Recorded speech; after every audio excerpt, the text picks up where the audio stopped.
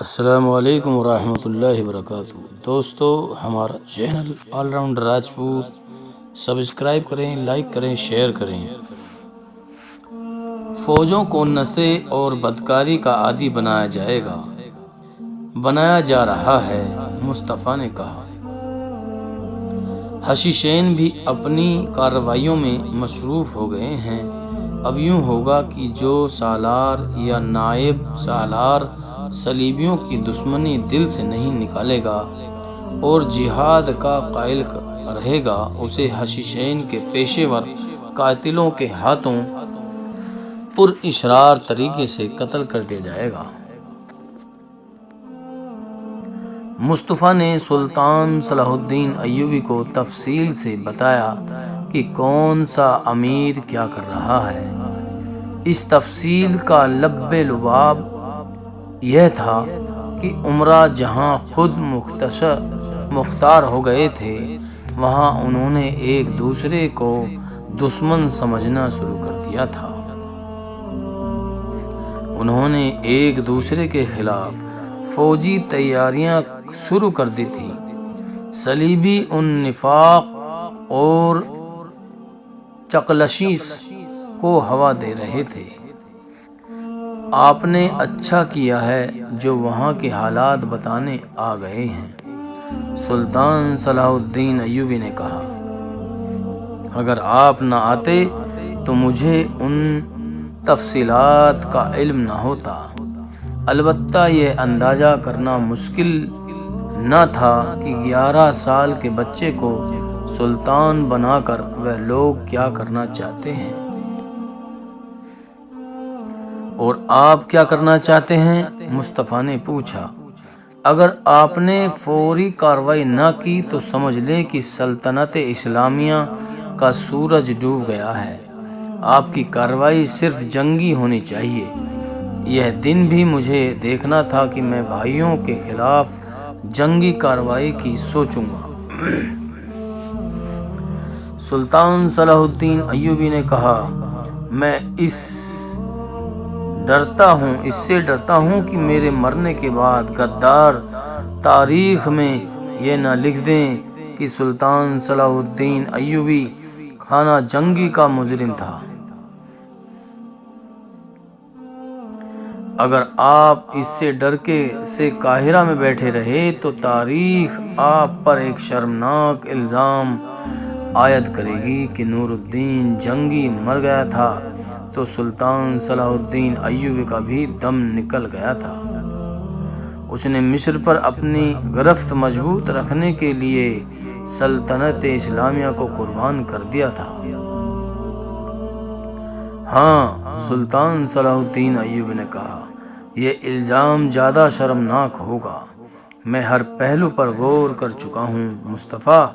اگر میں جہاد فی سبیل اللہ کے لیے نکلتا ہوں تو میں یہ نہیں دیکھوں گا کہ میرے گھوڑے تلے کون روندا جاتا ہے۔ میری نگاہ میں وہ کلمہ وہ کفار سے بدتر ہیں جو کافر کو دوست سمجھتا ہے۔ آپ واپس چلے جائیں، میں نے علی بن سفیان کو وہاں بھیج رکھا ہے۔ لیکن یاد رکھنا کہ وہ جاسوسوں کے بھیس میں گیا ہے۔ وہاں کسی کو معلوم نہیں ہو سکے گا کہ علی بن سفیان ان کے درمیان گھوم رہا ہے اور جائزہ لے رہا ہے کہ وہاں کس قسم کی کارروائی کی ضرورت ہے۔ آپ جا کر یہ دیکھیں کہ کون کون سا سالار مشکوک ہے۔ علی بن سفیان کے ساتھ بہت سے آدمی گئے ہیں، وہ جانتے ہیں کہ انہیں وہاں کیا کرنا ہے۔ اس کے ساتھ ہی میں نے تمام امراء کی طرف اس پیغام کے ساتھ ایلچی بھیجے ہیں کہ امراء ان حالات میں جب کہ صلیبی ان کے سر پر بیٹھے ہیں ایک محاذ پر مورچہ بند ہو جائیں اور آپس کے اختلافات مٹانے کی کوشش کریں۔ لیکن مجھے امید نہیں کہ وہ پیغام کو سمجھنے کی کوشش کریں گے، لیکن میں انہیں صرف ایک بار بتا دینا چاہتا ہوں کہ سیدھا راستہ کون سا ہے۔ میں نے انہیں یہ نہیں بتاؤں گا کہ انہوں نے میرے کہنے پر عمل نہ کیا تو میں کیا کروں گا۔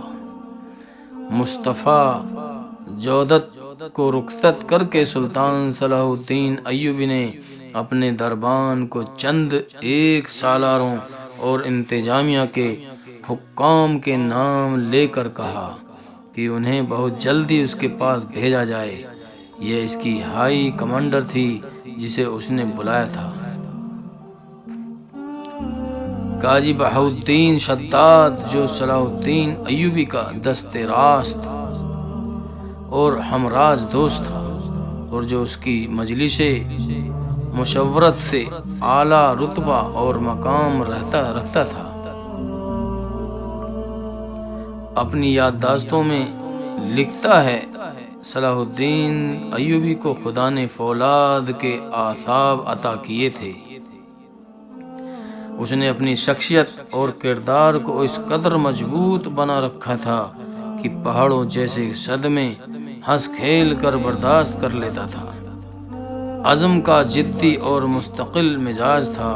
امیر ہو یا غلام، وہ ہر کسی کو یکساں احترام کرتا تھا۔ البتہ کسی کو دوسروں سے ممتاز سمجھتا تو صرف بہادری اور شجاعت کی بنا پر سمجھتا تھا۔ اس کے قریب رہنے والے اس سے دو طرح کا تاثر لیتے تھے، ایک رعب کا، دوسرا محبت کا۔ اس کے سپاہی جب میدان جنگ میں اسے دیکھتے تھے تو دشمن پر ٹوٹ پڑتے تھے۔ ایک بار یوں ہوا کہ ایک خادم نے دوسرے خادم پر جوتا اتار کر پھینکا۔ سلطان صلاح الدین ایوبی کمرے سے نکل رہا تھا، جوتا اسے جا لگا۔ دونوں خادم تھر تھر کانپنے لگے، لیکن سلطان صلاح الدین ایوبی نے دونوں طرف سے منہ پھیر لیا اور آگے نکل گیا۔